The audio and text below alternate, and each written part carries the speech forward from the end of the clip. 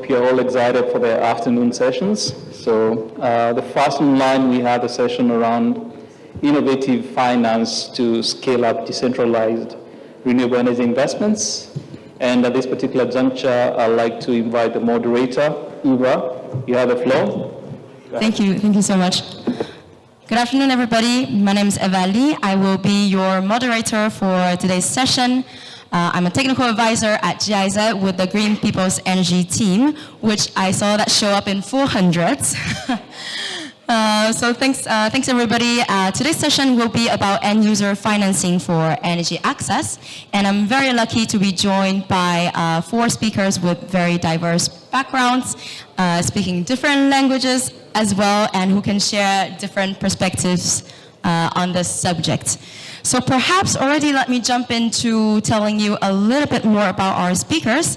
On my left here, we have Mr. René Azokli, who is the Director of Technical Assistance Pool for Investment Funds at CIDR PMIGA. René has more than 12 years of experience already as the Director General of PATME, one of the biggest microfinance institutions in Benin, and before that he was also the Director of Operations for Fides Bank, the first microfinance bank in Namibia.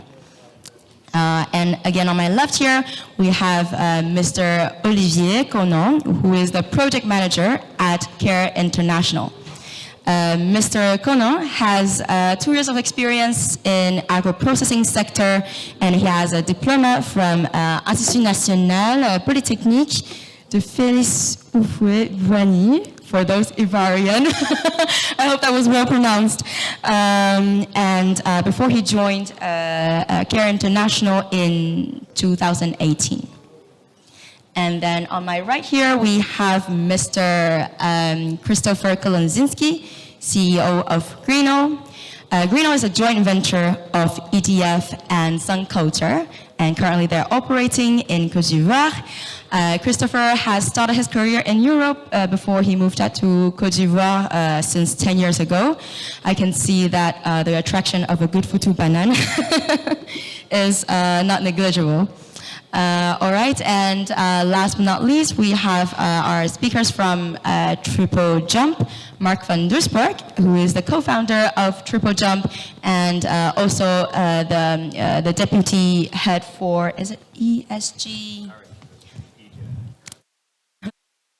Excuse me. Yeah, deputy head, yeah, exactly, for direct investment. And he was also managing the financial inclusion and debt equity team and the ESG and impact team. Mr. Mark has more than 20 years of experience in the financial inclusion sector and has a Master of Science from Leiden University. So very welcome to our speakers. Well, now you know a little bit about the speakers who are here on stage. We would like to get to know you too. So if I would borrow your attention, shake up a little bit of the futu banan during lunch.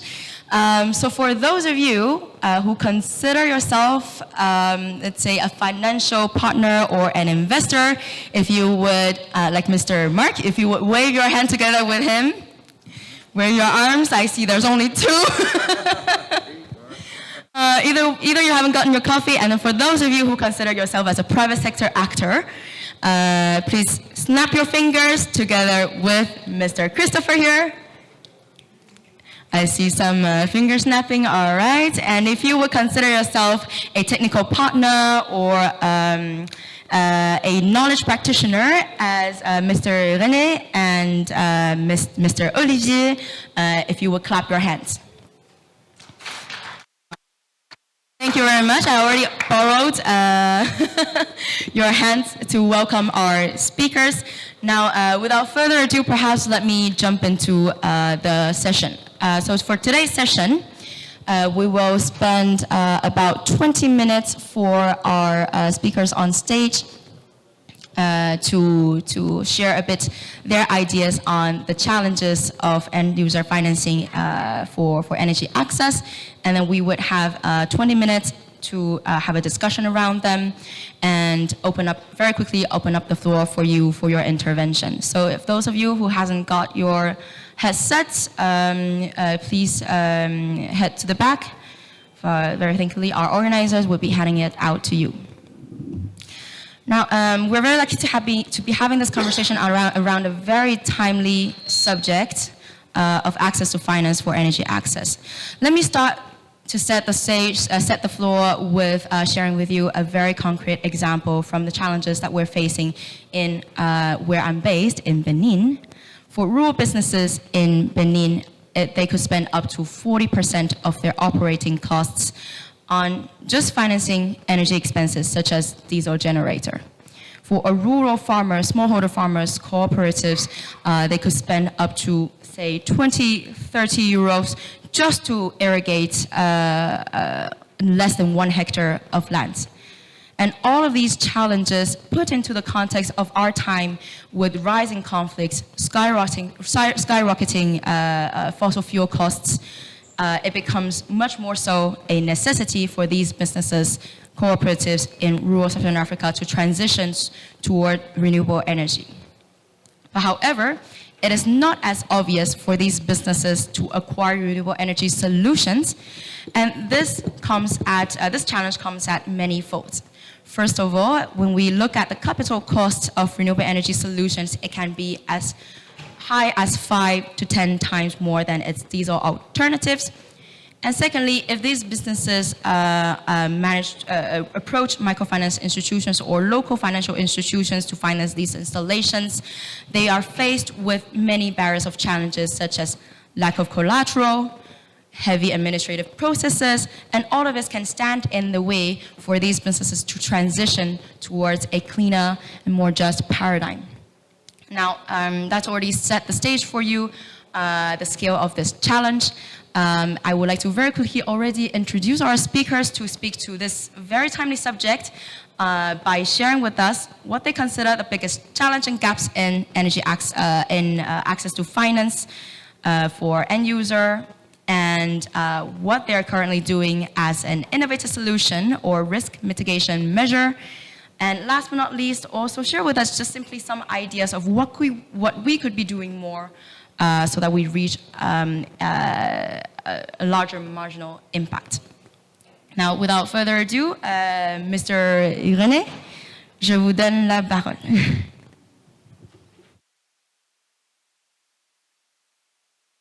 Merci Eva. Je travaille pour CID, qui a son siège à Paris et 2 bureaux régionaux en Afrique. Un bureau en Côte d'Ivoire, c'est là où je travaille, et un deuxième bureau à Nairobi, au Kenya. La mission de CIDF Pamiga est de contribuer à libérer le potentiel économique et social des régions rurales et africaines défavorisées en facilitant l'accès des ménages et des PME au financement, à l'énergie, à l'eau, à la santé, à la formation professionnelle et aux chaînes de valeur agricoles à travers des solutions adaptées aux écosystèmes locaux. Dans le domaine de l'accès à l'énergie, CIDF Pamiga, en partenariat avec plusieurs bailleurs de fonds tels que la Banque africaine de développement, l'ADEME, l'OFID, l'UNCDF, Alstom, la GIZ, CIDF Pamiga, en partenariat avec ces différents partenaires, a développé plusieurs programmes d'accès à l'énergie. Et tout récemment, CIDF Pamiga a signé avec la GBE 2 contrats. Un premier contrat qui consistait à fournir une assistance technique aux prestataires de services financiers. Et ce contrat a permis d'aider ces prestataires de services financiers à développer des produits financiers spécifiques pour favoriser l'accès de la clientèle au financement pour acquérir des équipements solaires à usage productif et surtout pour mettre en relation les prestataires de services financiers avec les fournisseurs d'équipements solaires à usage productif. Et le deuxième contrat qui a été signé entre CDE Pamiga et la GBE a constitué à mettre en place un dispositif de subvention aux institutions financières pour les motiver, pour décaisser vraiment au profit des populations des crédits pour leur permettre d'accéder aux équipements financiers, aux équipements solaires à usage productif. Principalement pour ce deuxième contrat, le dispositif que nous avons mis en place est un dispositif de subvention. Et cette subvention a comporté cinq niveaux. Nous avons d'abord une subvention de démarrage qui est de l'ordre de $3 250 pour les institutions financières qui sont partenaires au programme. La deuxième subvention, c'est une subvention de couverture de risque, c'est-à-dire que nous donnons pour chaque crédit décaissé une subvention dont le montant est de 15% du montant de crédit décaissé, pour encourager les institutions à prendre le risque de financer la clientèle. Alors, la troisième subvention, c'est une subvention de la garantie préférentielle. Et comme vous le savez, les clients des institutions financières ont souvent des problèmes de garantie.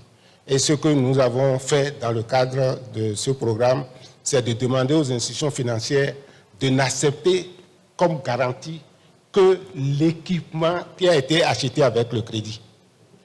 Donc, et si une institution accepte l'équipement acheté avec le crédit comme garantie, eh bien, nous versons à cette institution une subvention qui représente 8% du montant du crédit décaissé.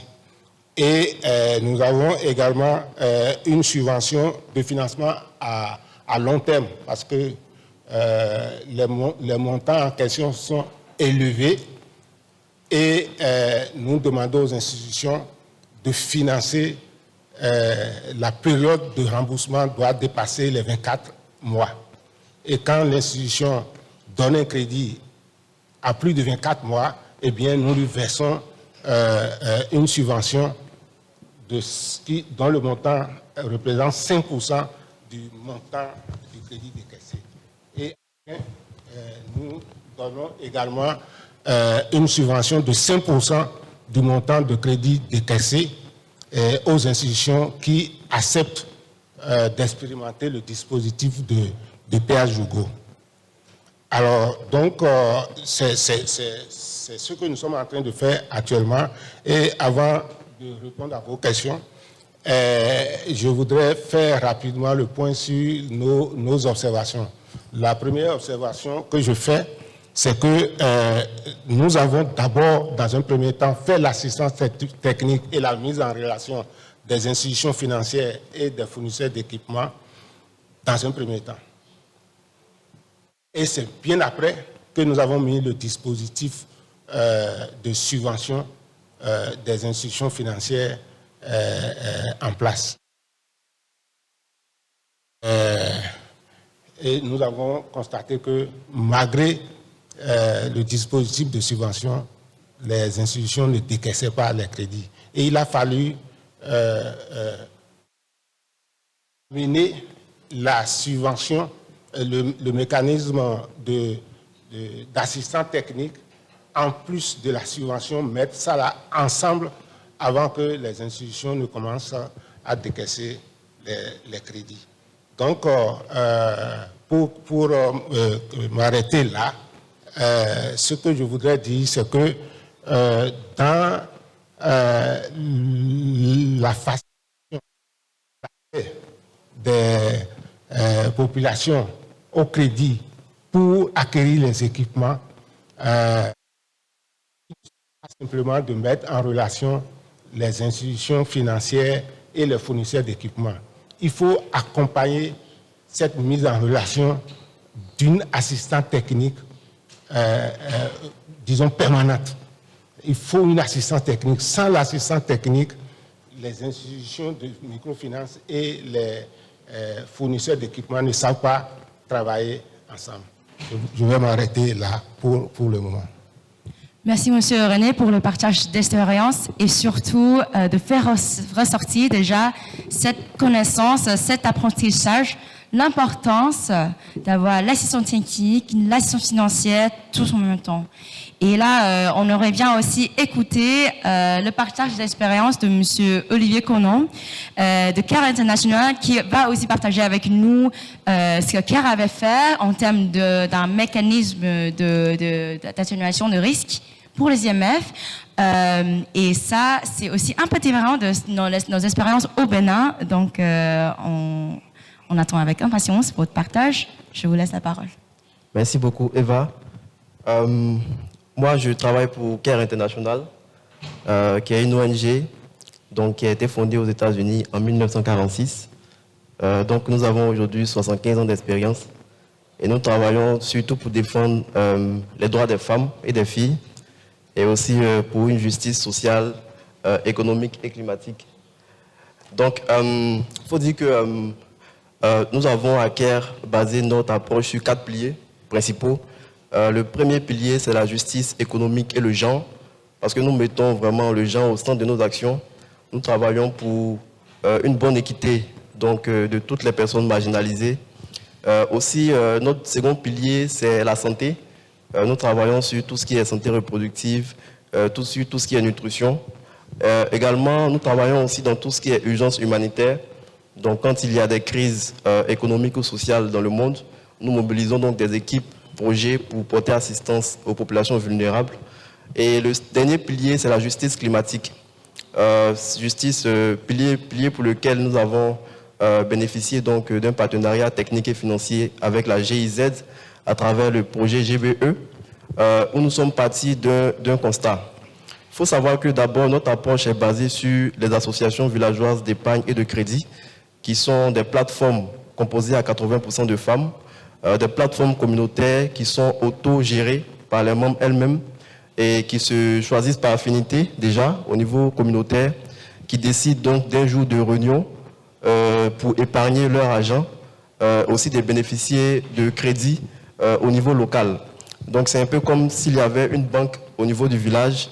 Donc il y a une caisse qui est là, qui est régie par les épargnes de chaque membre à travers un règlement intérieur qui est respecté et aussi qui est suivi par des promoteurs donc conformes au niveau local. Et ces groupements-là, ces membres peuvent bénéficier donc de crédits internes au niveau du village pour entreprendre des activités génératrices de revenus. Donc c'est une plateforme en fait qui vise à contribuer à l'inclusion financière de ces femmes-là qui sont situées, on va dire, qui sont déconnectées un peu du monde urbain et qui ont difficilement accès à tout ce qui est services financiers formels. Donc nous bâtissons en fait notre approche sur cette plateforme-là et nous mettons la femme au cœur de ce réseau avec. Donc après, l'objectif aussi c'est de parvenir à l'autonomisation des membres et surtout des femmes. Et pour cela, l'AVEC a un cycle de vie de 12 mois où les membres épargnent leur argent et à partir du 12e mois, on les lie à des microfinances pour déjà sécuriser leur épargne et aussi leur permettre de bénéficier de tout ce qui est services financiers formels, notamment les crédits pour entreprendre des activités génératrices de revenus. Et nous sommes partis du constat du fait que ces AVEC-là, on les orientait beaucoup vers des activités génératrices de revenus, comme je l'ai dit, agricoles, parce que c'est des communautés qui sont situées dans des localités vraiment reculées et qui ont pour activité principale l'agriculture, notamment les cultures vivrières. Et le constat, c'était quoi?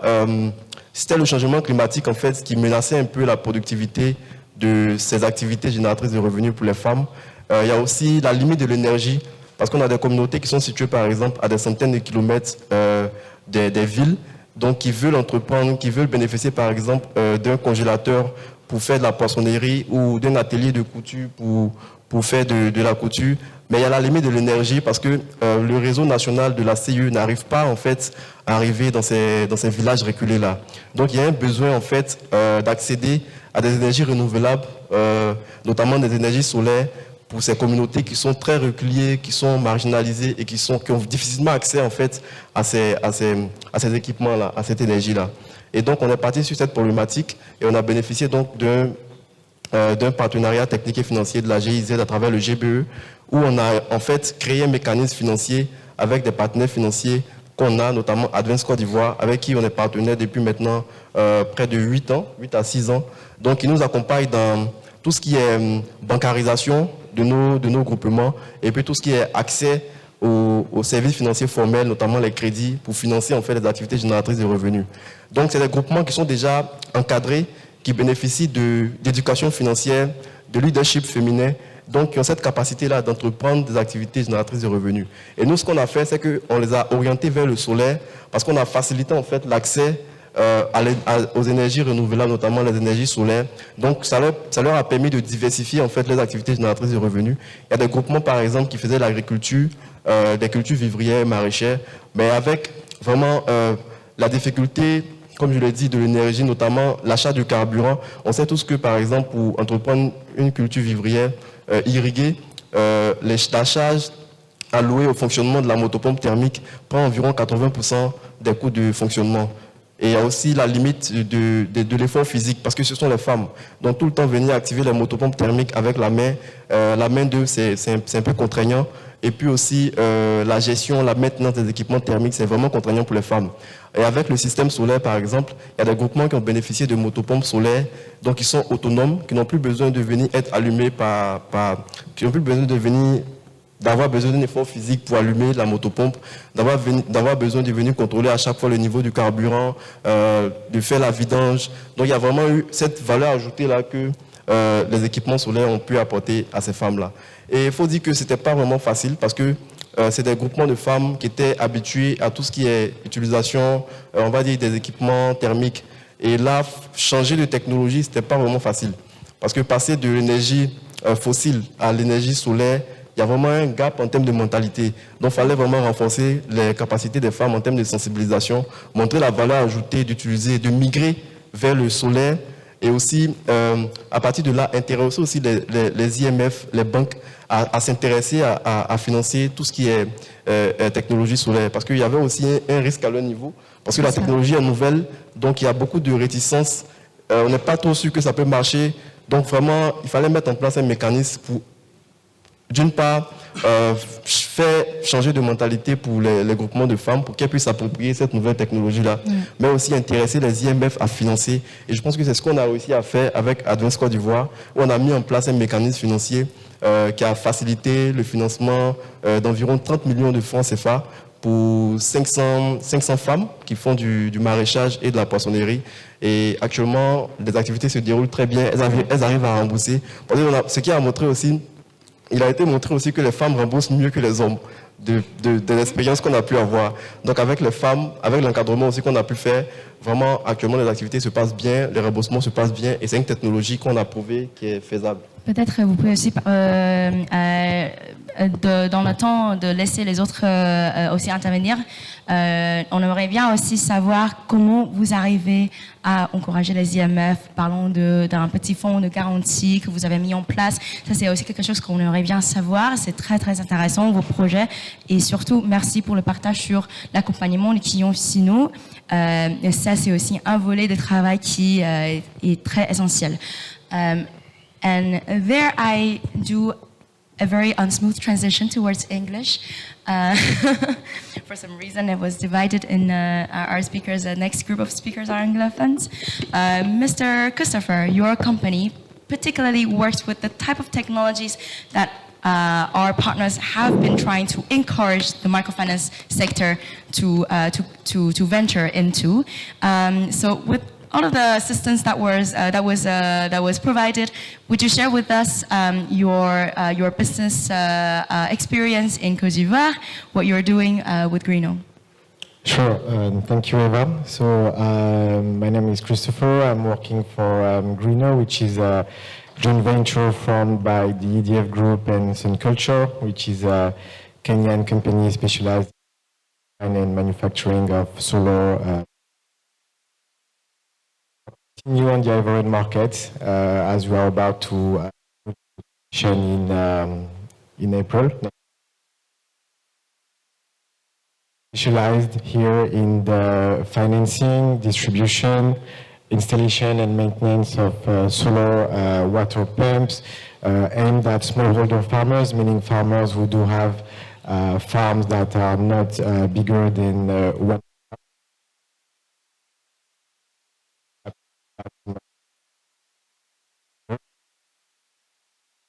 That as a pay-as-you-go company operating in West Africa, we are facing a certain number of challenges with the management. We have decided to switch from the traditional solar home system model to the productive use ones, as we believe that for companies like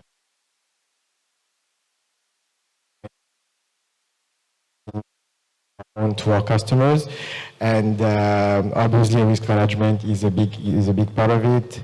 As of today, we are lacking a lot of tools that would actually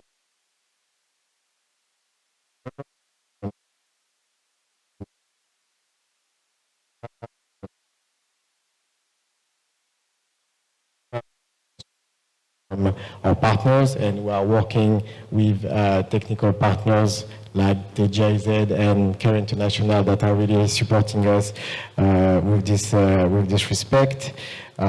We do also face some gaps in terms of infrastructure, especially in terms of means to be repaid customers.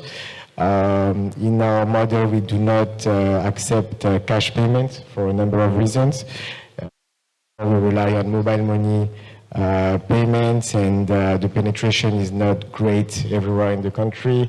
And in many cases, customers do have some challenges to top up their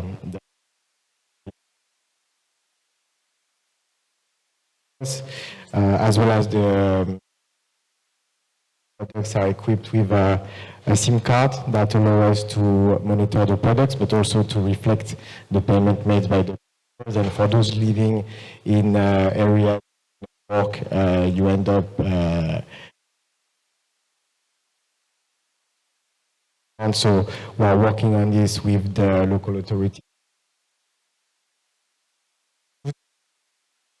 In terms of challenges, there are also a lot. I would say that the end user education is definitely one of them. People start to see the value of solar powered pumps as opposed to the diesel ones, as mentioned by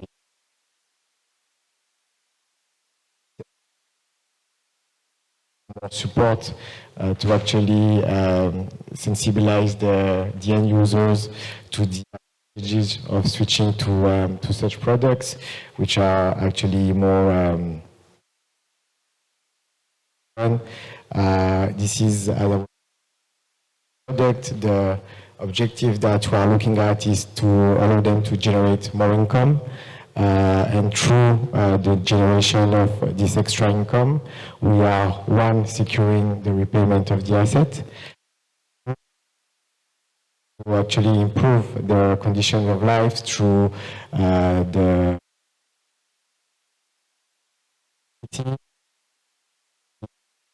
and cultivated, and also in terms of diversification of the crops, which is a main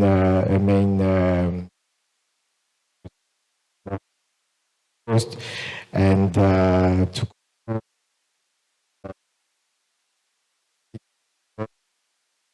area, we do have some very in terms of costs, and we tools, be it geographical information tools, information on the customers,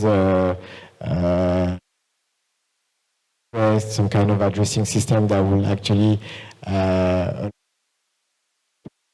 more cost-efficient way, I would say, as it will reduce the cost of acquisition of the.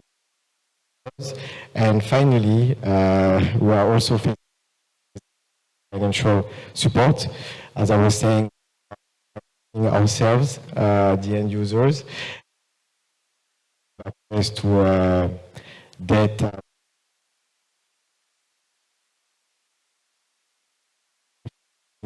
The alternatives with our financial partners, be it DMFIs or others, so that we could kind of take further and focus on our core activities.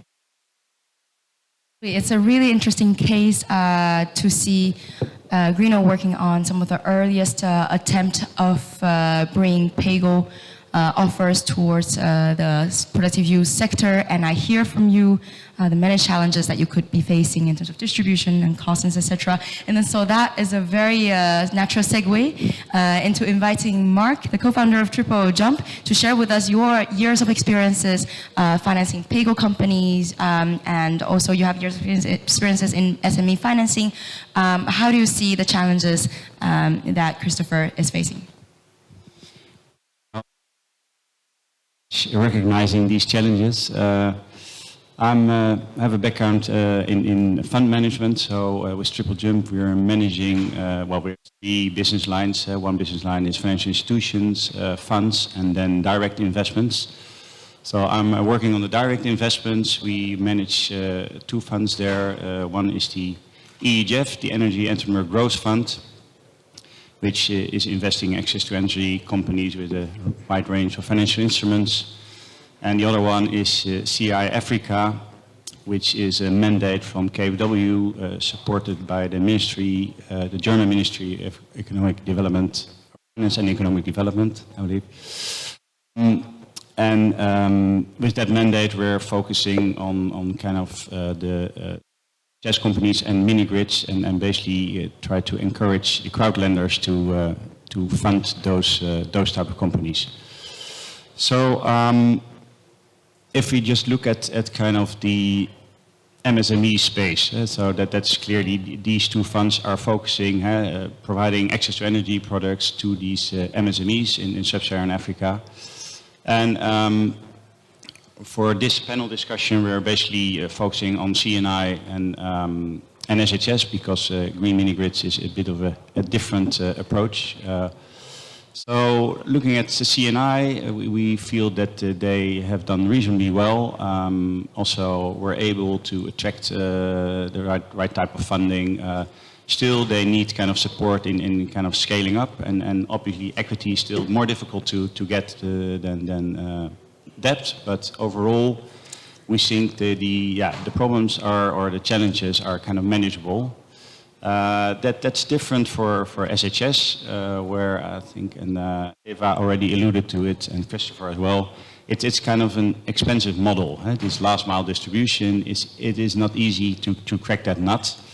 You have kind of relatively high funding costs, but also these companies, which except for maybe 4 or 5, are still relatively early stage.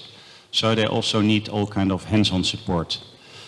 So when we designed the Energy Entrepreneur Growth Fund together with our anchor investors, Shell Foundation and FMO, and our advisor Persistent, we looked at basically 3 pain points. One is kind of those SHS companies often don't have the right type of funding, so there's a bit of a debt overhang. They have a lot of debt. They don't have enough equity, and equity is hard to come by these days. So that's one pain point. The other one is that as a result that these entrepreneurs are busy with fundraising basically more than 50% of their time, instead of kind of looking at kind of business. And a last point is kind of, how can you become more efficient? How can you scale in an efficient way? So this is kind of when we designed the EEGF, what were the kind of the 3 most important points. So how the fund is kind of looking right now is that it can offer a full range of financial instruments, from equity to mezzanine to senior debt, basically long-term debt. We want to be additional to what's out there in the market. combined with what we call engine room support. So that is basically kind of a hands-on support for these kind of early stage companies or companies in the growth stage, that they all have the same problem that they, or most of them, that they need support on kind of building the IT backbone, but also building financial management systems, and just understanding how can we scale more efficiently. So if we look at C&I in our portfolio, they did reasonably well. I think still needed support on the equity and also kind of hands-on support on systems, etc. But I think that's kind of they did really well. With SHS, we have basically a few companies in the portfolio that did really well because of kind of their model, and that kind of nicely ties into what I heard from my other panelists. So how can we kind of urge MFIs to also play a part in this? And this morning I was at kind of Baobab Plus, who has kind of also offices and operations here in Ivory Coast. And they have an interesting model. They do, on the one hand, PayGo, and on the other hand, they also leverage their kind of microfinance company, because they have both microfinance operations and PayGo company, or at least access to energy company. So what they're doing is that existing microfinance clients can get a top-up for well, basically buying a solar home system product.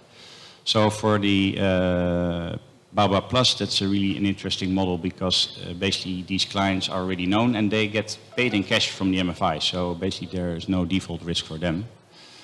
Obviously, if they would really not perform well, then I guess there will be a problem. But so far that works really well. So that's kind of 30-40% of their revenues. And then the other part is a typical PayGo.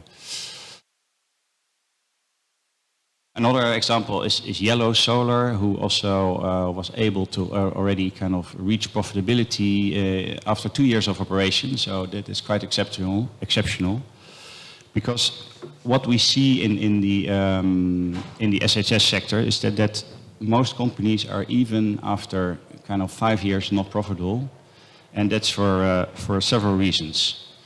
So we can say that, well, looking at kind of, we're now 3 years in the fund life, and we have another 9 years to go. We can say that kind of the approach we took is kind of reasonably successful, in the sense that indeed we can be a patient investor, we can provide that kind of range of financial instruments, we can provide hands-on support. What we haven't solved is basically, and interesting that Persistent, our partner and advisor, will come up with a white paper in a couple of weeks from now, and I'm allowed to already disclose a bit of kind of what is the key point they want to kind of bring to the table, is that they basically say the cost of debt for these companies is too high. So they can't get to profitability, because typically, I think any kind of SHS company, if you convert that to local currency, not kind of, well, obviously kind of in hard currency, maybe loans are anything between 8 and 12%, but in local currency, it can go, then if you hedge it, can go up to 18-20%. So that's a huge burden to the company. And that's not only for SHS PayGo, that's very similar to Sun Culture, which is also one of our investees. So what they said is kind of, why not looking at a structure which takes away that burden from the PayGo company? So the solution is, as they're proposing, is okay, let's set up a solar receivables FinCo, funded with kind of concessionary capital and private capital, that overall has then kind of, should be a large pot of money, because all PayGo companies should be eligible to draw under that kind of FinCo. It would solve at least on the one hand the problem that the cost of capital is going down significantly, so they probably can then lend at kind of 4 or 5% lower. And also that they don't have to bother with the fundraising all the time, because now they have to kind of fund that receivables portfolio, which is kind of, is also taking time from management. So I believe those kind of structures, and we have seen similar structures in the space, setting up SPVs, but SPVs are relatively expensive to set up, so you can't set up an SPV for kind of just 1 or 2 million portfolio. So only the 5 big ones, or only 3 I think now so far, have managed to successfully set up an SPV. So this is something very similar, but obviously you will need all stakeholders to get to kind of a sizable amount that would kind of where the whole. So that is, I think, what we could do more as a sector. So maybe I'll pause here and give it back. Mark, thank you so much for the very relevant ideas. I think it's really interesting to see that already in our discussions we see on one hand the solar companies themselves through PAYGO already trying to, they themselves play the role as a microfinance institution, basically, trying to reduce the cost of financing and giving out, selling equipment on lease. And on the other hand, we also have the efforts from the sector to work with microfinance institutions to take up these risks and give out lines of credits themselves. And I also really like that you already touch upon this, this discussion around cost of financing, what is effective, and so this is where I want to have our first discussion around. I think it's a good moment to bring our attention towards René and Olivier. So having heard about the struggles of PAYGO company trying to grant out lines of credits and getting cheaper financing for this type of PAYGO businesses, what kind of, let's say, advice would you give or observation would you have coaching these companies in soliciting local financing from microfinance sectors or local financial institutions to take up some of these risks off their shoulder? I know that you both work with different risk mitigation measures. I would leave the creativity space to you. If you would like to intervene, please feel free. D'accord, merci beaucoup. Moi, je pense que, comme je l'ai dit en introduction, la première étape déjà, c'est de bâtir sur quelque chose qui est fonctionnel. C'est pourquoi moi, je rapproche un peu la plateforme des AVEC à tout ce qui est en jeu dans le domaine du solaire. Parce que les AVEC sont déjà une plateforme fonctionnelle et qui dispose de ressources locales, déjà pour assurer la maintenance des équipements, parce que les équipements dont les fournisseurs parlent sont vendus sur garantie. Mais après la garantie, comment on assure la maintenance de ces équipements-là? C'est ça qui va justifier en fait la rentabilité de l'approche et qui va intéresser derrière les financiers, les IMF et les banques. Tant qu'on n'a pas réussi à montrer que le solaire est rentable, ça serait très compliqué en fait d'impliquer les microfinances dans le système. Donc je pense qu'il faut bâtir sur des organisations locales déjà, parce que quand on parle de solaire, on va dire la cible principale c'est le monde rural. Donc il faut comprendre déjà les enjeux du monde rural et comment on peut orienter ces enjeux-là vers le solaire pour diversifier déjà les activités qu'ils font et aussi leur permettre d'intensifier, montrer la rentabilité, la valeur ajoutée en fait, d'ajouter le solaire à ce qu'ils font déjà. Je pense que c'est quelque chose qui va permettre aux mécanismes qu'on va mettre en place de fonctionner de façon autonome. Parce que quand on parle de pérennisation, c'est les coopératives locales, c'est des groupements communautaires qui vont pérenniser en fait toutes les actions qu'on va mettre en place, que ce soit dans le cycle de financement, que ce soit le cycle de fonctionnement, c'est les organes communautaires, le rural, qui va pérenniser toutes ces actions-là. Donc déjà, c'est de les impliquer. Et avec les microfinances, principalement, notre approche l'approche qu'on a développée pour vraiment les intéresser, c'est qu'on a mis en place un fonds de garantie qui est environ 30% du montant total des crédits qui ont été sollicités par les groupements de femmes. Et par derrière, on a mis en place un mode opératoire qui permet de bien manager ce fonds de garantie-là. Et une fois que les remboursements arrivent à échéance, ce fonds-là est destiné à d'autres groupes communautaires pour permettre de vulgariser l'approche. Parce que l'objectif pour nous, c'est de faire connaître le solaire, c'est de montrer que le solaire marche. Surtout en Côte d'Ivoire, vraiment tout à l'heure, le panéliste évoquait la question du prix. Quand on a démarré le projet, effectivement, on était confronté à ce problème-là. Les groupements communautaires trouvaient que les équipements solaires étaient très chers par rapport aux équipements qu'ils avaient l'habitude d'utiliser. Je prends le cas d'une motopompe. Des groupements qui utilisaient des motopompes thermiques achetées à 200 000 francs, qui pouvaient irriguer des surfaces de 1 à 2 hectares, et vous venez leur parler de pompes solaires qui coûtent 1 500 000. C'est clair que le rapport qualité-prix, de façon factuelle, c'est compliqué en fait de faire passer cette technologie-là pour ces groupes communautaires. Donc déjà, c'est le changement de mentalité, et après, bâtir des organismes qui sont fonctionnels et qui peuvent fonctionner de façon pérenne dans le temps. C'est pourquoi je reviens encore sur la plateforme des AVEC, et aussi d'impliquer les femmes dans le système, parce que les femmes remboursent mieux que les hommes, et les femmes vraiment sont motivées à tout ce qui est utilisation productive, donc peuvent vraiment faire parler du solaire, donner bonne presse au solaire, ce qui va intéresser et les services financiers et les fournisseurs d'équipements solaires pour développer vraiment le secteur solaire en milieu rural et dans le monde. Effectivement. Et Monsieur René? Je crois que le problème de l'accès au financement pour les entreprises solaires et pour les institutions de microfinance est un facteur clé. Parce que les entreprises solaires ont besoin de s'approvisionner, d'acheter les équipements. Et ces entreprises n'ont pas vraiment indéfiniment les ressources à leur disposition pour pouvoir vraiment s'approvisionner. D'où la nécessité de trouver des formules pour faciliter l'accès au financement, au crédit pour ces entreprises solaires. Pour ce qui concerne les institutions financières, par exemple, notre exemple au Bénin, nous avons tenté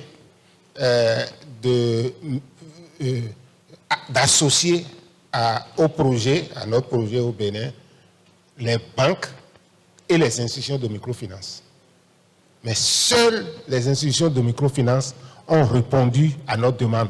Aucune banque n'est parvenue à rentrer dans le projet. Les institutions de microfinance qui ont répondu à notre demande, à un moment donné, ces institutions de microfinance nous ont demandé de trouver le moyen de leur faciliter l'accès au crédit. Et nous, on a dit, mais comment ça?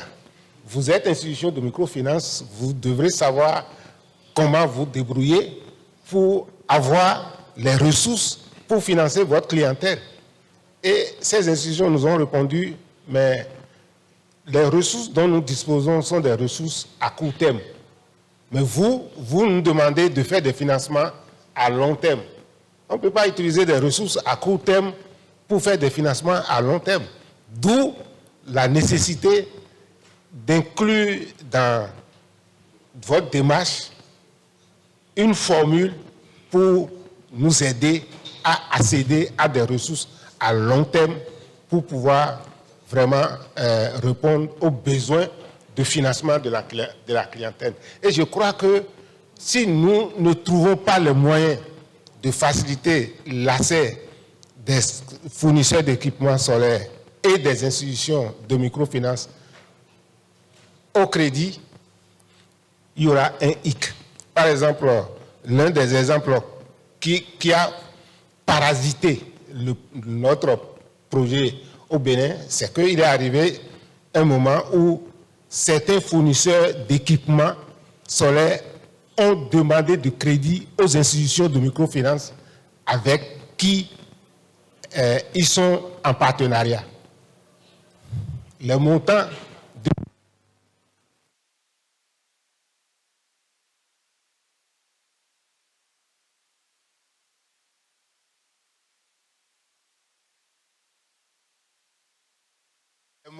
demandé par le fournisseur d'équipement est élevé et l'institution de microfinance a rejeté la demande de crédit exprimée par le fournisseur d'équipement.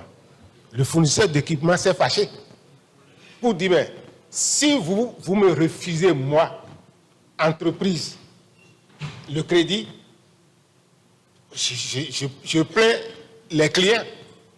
Parce que moi, compte tenu de ma capacité, vous me refusez le crédit, ça veut dire que les pauvres populations qui sont censés venir chez vous pour demander des crédits, vous ne pouvez pas répondre à leurs demandes. Et ça a parasité vraiment le partenariat entre ce fournisseur d'équipement et l'institution de microfinance. Donc l'accès au financement est clé, aussi bien pour les fournisseurs d'équipement que pour les institutions financières. There's a really interesting point of intervention to also speak about the source of credits and the cost of financing for the microfinance institutions themselves who are trying to finance renewable energy installations. And both have spoken about very interesting point on the dynamic between microfinance institutions and solar companies.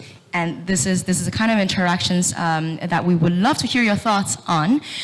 So from your experiences, Mark and Christopher, hearing from both of our speakers who really try to loop in the support of microfinance and financial inclusion sector, what kind of implication does it have on your activity? What kind of implication does it have knowing that there is this kind of risk mitigation measures and technical assistance ongoing?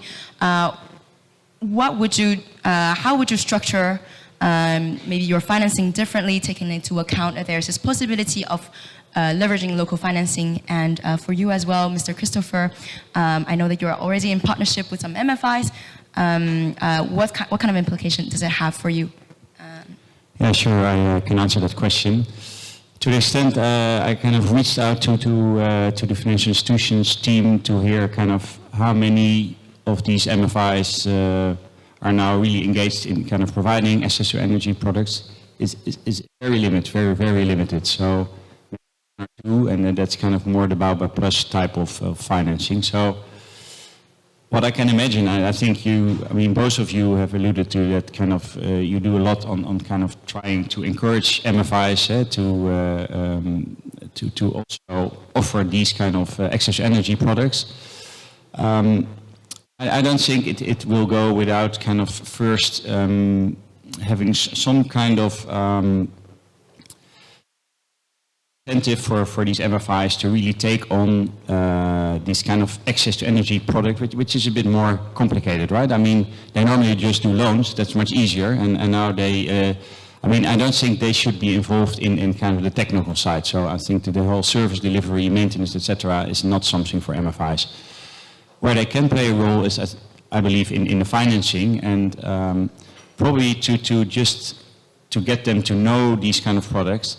You could think of a kind of long-term loan, because they need long-term loans from kind of an institution that's providing the loan to the MFI, and that could be probably a kind of concessional loan, or maybe even a loan with a kind of first loss guarantee, so that you basically say, okay, the first 25% is not for the MFI, but that's then for the concessionary funder. And that may be in combination with kind of long-term, longer tenors. That may be something that kind of helps to get MFIs into this access to energy sector, because at the end of the day, they really have the clientele and the outreach, and we've seen that with Baobab Plus. These clients also need access to energy and solar home system products. It's not that they don't need them, it's just that it's a bit of kind of waste that they go in parallel, the PayGo companies and the MFIs, where kind of they already have that clientele that has a need. So, yeah, sense on this. Perhaps also a quick question of clarification. When you speak about first loss guarantee, who should the risk be shared between? Is it the MFIs and the solar companies? Would it be the investor, or would it be No, I would say that's then kind of a concessional funding. So the concessional funder would take that first loss, because neither the PayGo company can't afford it, and the MFI doesn't want it. So I understand that. So I think that really should come from concessional funding. So a point for our GB colleagues to take note. I'll leave the floor to you, Mr. Christopher. Thank you. Yeah, so I fully agree with Mark, and I think we had to as Olivier focused more on the promotion aspect of things, of the solar products, and René on the finance. And I can tell on the promotion one, we still have a lot of work to do to even convince our partners, as to us there is no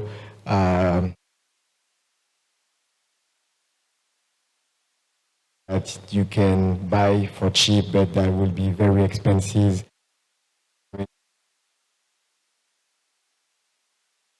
Short term, and so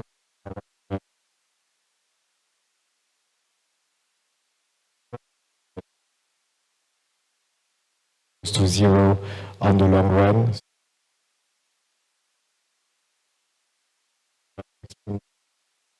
How our products work. Now, when it comes to the financing, I think, René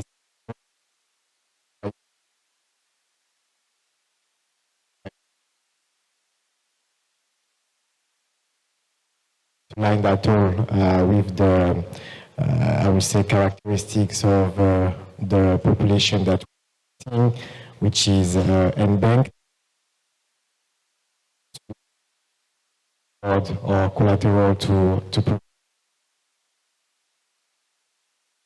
I think it all boils down to the cost of financing.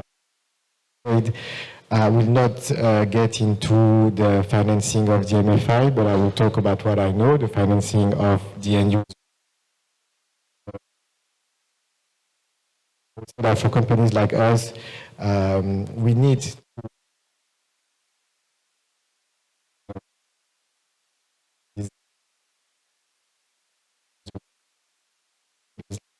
of the costs for us.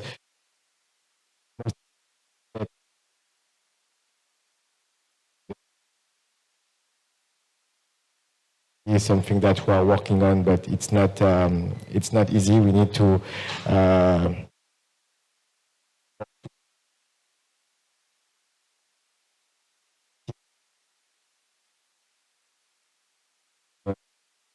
more financial partners and find solution to actually secure the repayment. Indirect channels such as the Association Villageoise d'Épargne et de Crédit, that the other organization, be it cooperatives, etc., I mean, bodies that are able to provide any form of guarantee for the end user. Also exploring the securitization of the receivables.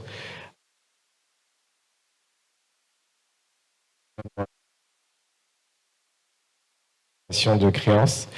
As of today, it's interesting as it allows companies like us to get the cash upfront, but the transfer prices are too low and does not allow us to cover the cost of our operations. So again, it's a lot of work to be.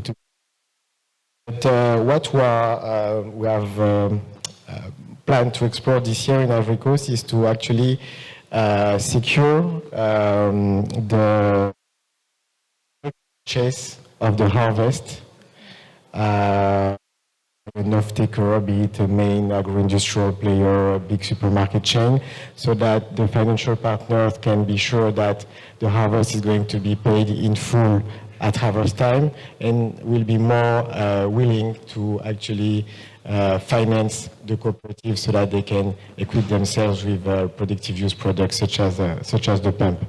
Now, when it comes to When it comes to the end users, again, as I was saying, we are exploring third-party financing. So what would be ideal for us is if the final customers were directly financed by the MFIs. But again,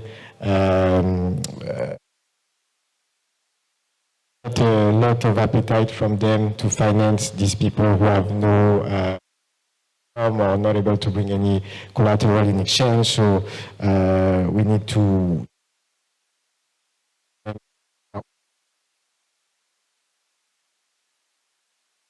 that's the right way to go. And as I was saying, form of guarantee is welcome, as it will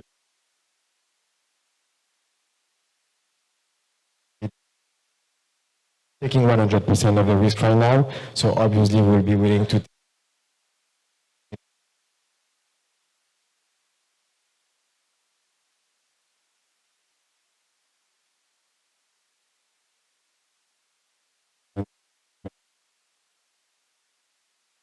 We need to have more AVEC. We need to have more farmers part of this AVEC. And I believe that if this will definitely have more impact. So both, and I think this is also a good moment to open up the floor for our audience. If you have any questions for our speakers, please don't hesitate. And I think we have organizers in the back who would hand over the microphones. I will leave it to you two. There are two questions in the front.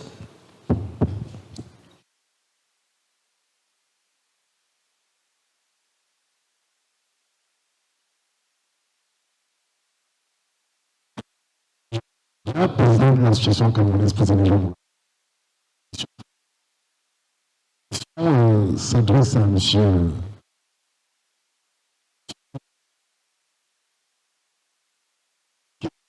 Une observation, pour ne pas dire un commentaire sur ce que vous avez fait, et c'est très important.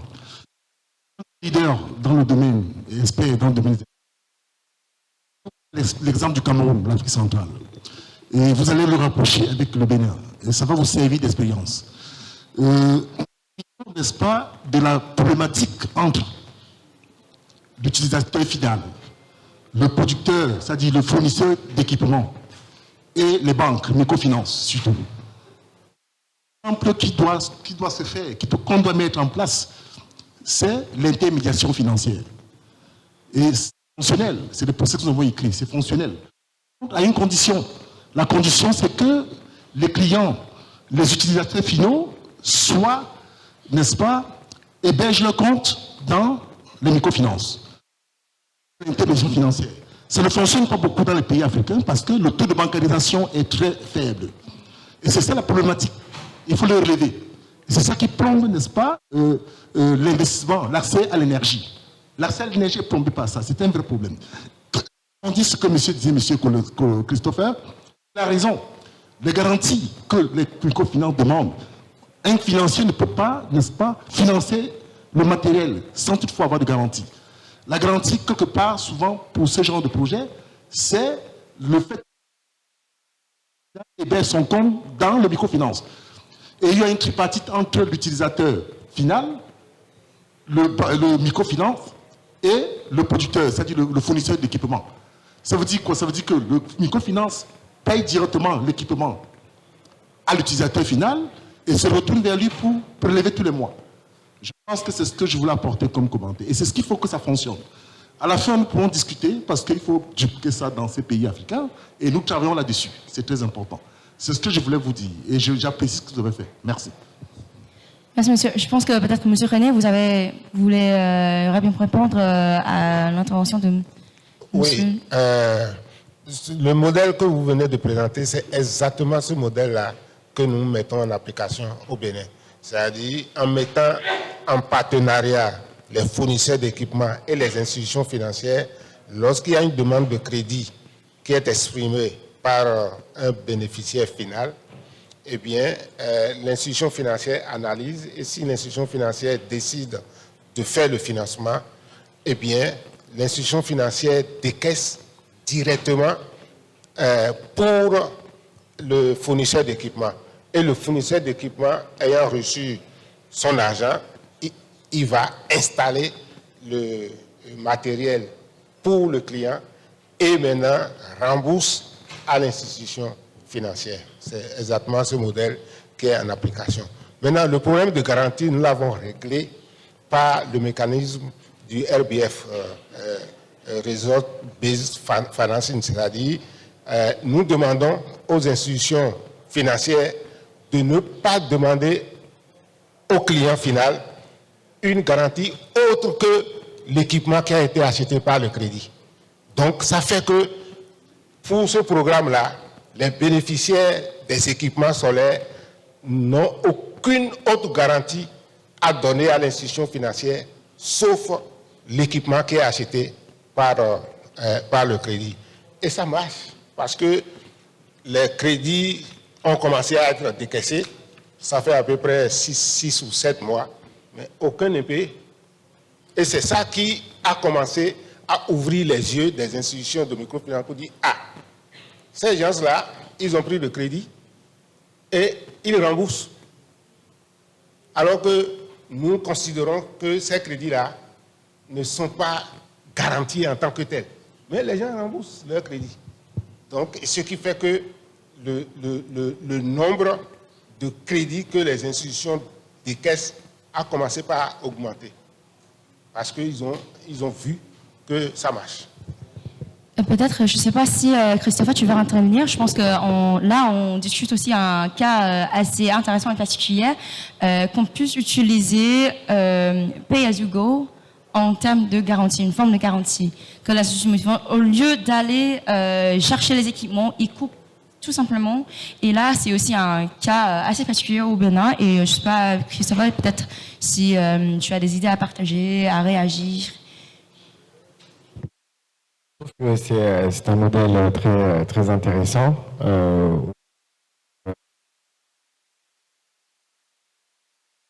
Qui revient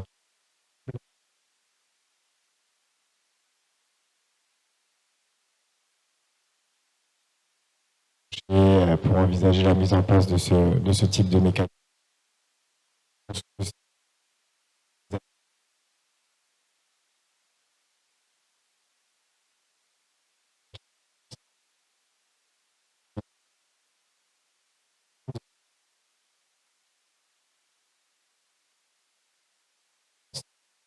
Le client sera enclin à se mettre en défaut, puisque par définition, il perd l'intégralité des sommes qui auront été intéressantes et ravi d'en discuter. J'ai vu, il y avait d'autres questions. Ici.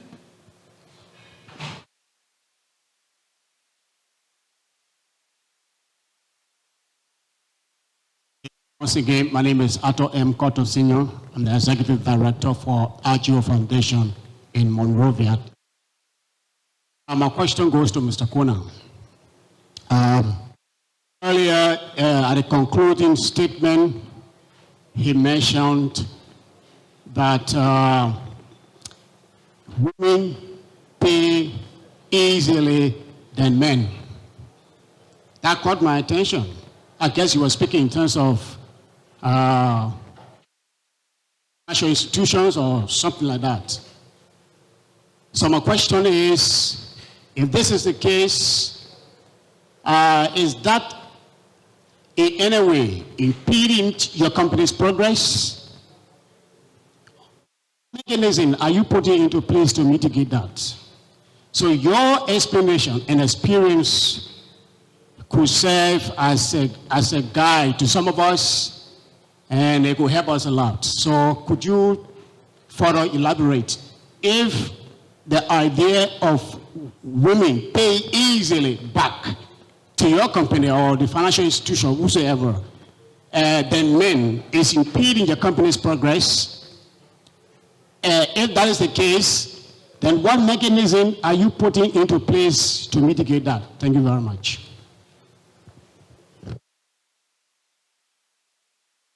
Merci beaucoup pour la question. Déjà, comme je le disais, nous bâtissons notre approche sur les associations villageoises d'épargne et de crédit. Donc, c'est des groupes communautaires qui sont composés à 80% de femmes, donc 20% d'hommes. Donc, par définition, c'est des groupes mixtes, mais plus composés de femmes, et qui ont un cycle d'épargne de crédit de 12 mois, suite à laquelle on les lie à des microfinances. Et ça dit que l'AVEC a son compte au niveau de la microfinance et l'AVEC bénéficie de crédit de la part de la microfinance pour entreprendre des activités génératrices de revenus. Et le constat qu'on a fait, parce que les AVEC, on a mis en Côte d'Ivoire depuis 2002, donc on a aujourd'hui 20 ans d'expérience dans les AVEC. Et le constat qu'on a fait, c'est que déjà les groupements composés à plus grand nombre de femmes ont déjà un cycle d'épargne assez régulier. On observe aussi un respect de la méthodologie. Aussi, les questions d'entrepreneuriat passent plus facilement. On constate un fort taux d'entrepreneuriat dans ces groupements-là. Donc, plus d'engouement vers les opportunités économiques que les microfinances peuvent leur octroyer. Et dans les activités même qui sont mises en place avec les crédits octroyés, on constate que les groupements composés à un fort pourcentage de femmes remboursent mieux que les groupements qui sont composés d'hommes. Bon, ça peut s'expliquer. Hein. Déjà, il faut savoir que au niveau des AVEC, on travaille beaucoup sur le secteur du cacao. Parce qu'on a beaucoup d'investisseurs en fait, dans ce secteur-là qui est très promoteur pour la Côte d'Ivoire. Et on vise vraiment à favoriser l'autonomisation économique des communautés rurales en général et des femmes en particulier. Donc ces groupements-là sont orientés vers des activités entrepreneuriales qui vont leur permettre en fait, de favoriser leur autonomisation financière et sociale. Donc quand on regarde par exemple des groupements qui décident d'octroyer un prêt auprès de la microfinance pour s'acheter une motopompe solaire pour intensifier donc, ces cultures vivrières par exemple, même dans l'organisation du travail, au niveau des tâches culturelles, on remarque que les femmes sont beaucoup plus régulières sur les sites. Parce que les hommes, ils ont déjà leur parcelle de cacao, ou bien leur parcelle d'EVA, en tout cas leur culture de rente. Et ils sont plus orientés vers ces activités-là individuelles au détriment des activités collectives pour lesquelles ils ont octroyé des prêts et ils ont pris des engagements financiers avec les microfinances. Alors que les femmes sont beaucoup plus régulières sur les sites, on constate un bon taux de production au niveau de ces femmes-là. Les formations qui sont dispensées sur les activités culturelles sont respectées, sont suivies et ça se sent aussi dans la rentabilité de l'activité. Donc c'est beaucoup plus rentable là-bas et les cycles de remboursement sont beaucoup plus respectés. Les échéanciers de remboursement sont beaucoup plus respectés. Peut-être c'est dû à la nature de la femme, je pense, mais en tout cas c'est l'expérience qu'on a par rapport à la plateforme des AVEC et c'est le constat qu'on a fait.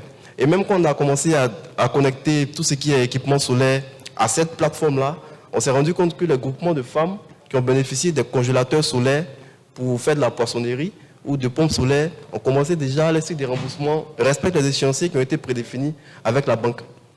Donc en fait c'est un peu tout ça qui nous ont permis de constater que dans ce système-là, les groupements de femmes remboursent plus que les groupements d'hommes. Thanks. That's really interesting discussions also on the gender aspect. Oui, Monsieur René, allez-y. Je voudrais m'amuser un peu. Quand on dit que les femmes remboursent mieux que les hommes, c'est vrai. Mais si vous fouillez, c'est l'homme qui finance le bon comportement des femmes. Parce que c'est beaucoup plus facile à une femme d'aller demander à un homme, aide-moi pour rembourser mon crédit, plutôt qu'à un homme d'aller voir une femme pour dire, aide-moi pour rembourser mon crédit. Je n'ai pas de problème si mon partenaire me demande aide-moi de me rembourser. Allez-y, merci pour les commentaires, Monsieur René et Olivier. S'il y a d'autres questions dans le public, je suis conscient de temps aussi. Normalement, on devrait clôturer il y a 5 minutes. Je suis désolée, les organisateurs et les organisatrices. Mais je vis qu'il y a un dernier tour de questions. Sinon, je vis qu'il y a une main levée là-bas.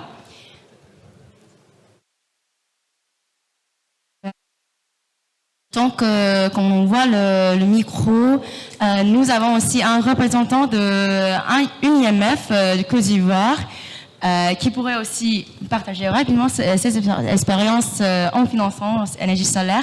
Mais je vous laisse déjà poser vos questions. Thank you. The assumption we're making here, which I think might be false, is that providing energy access to rural households is a profitable activity. And that's the basic driver of pay-as-you-go companies, is that they have found a model that is profitable. And we are providing money in various forms to help them be profitable. I think that the experience over the past 5 years has proven that that is just not true.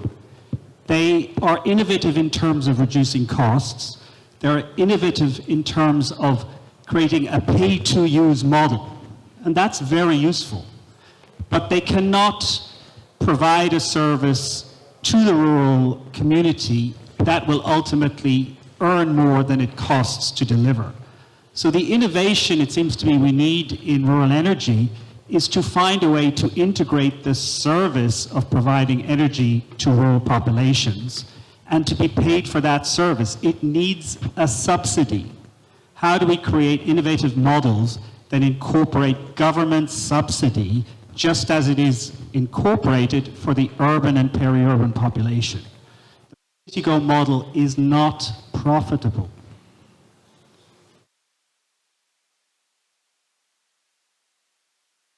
Respond to that. I agree to some extent, especially for smaller solar home system products in remote areas. That definitely is the case.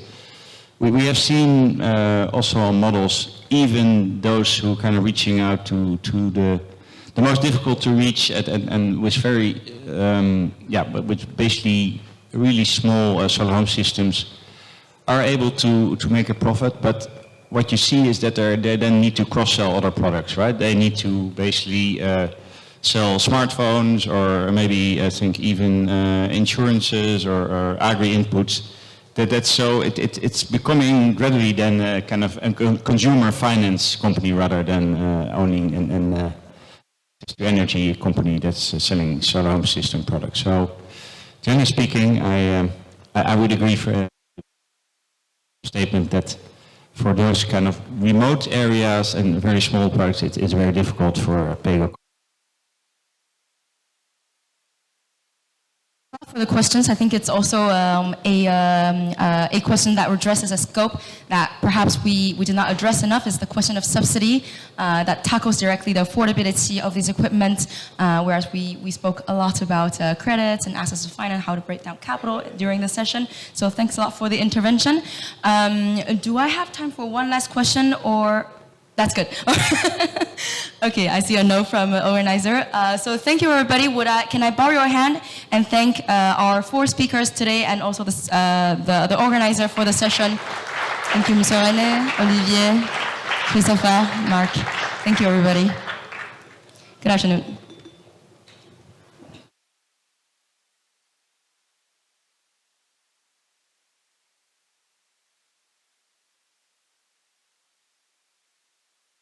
To the front, Professor.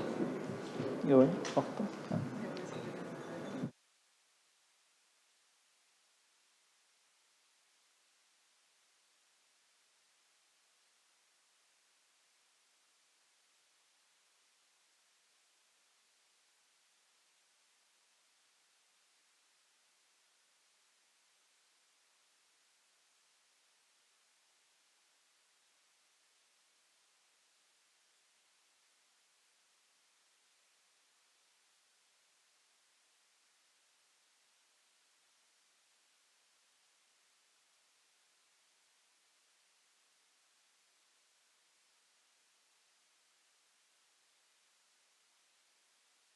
Let's give another round of applause for the speakers.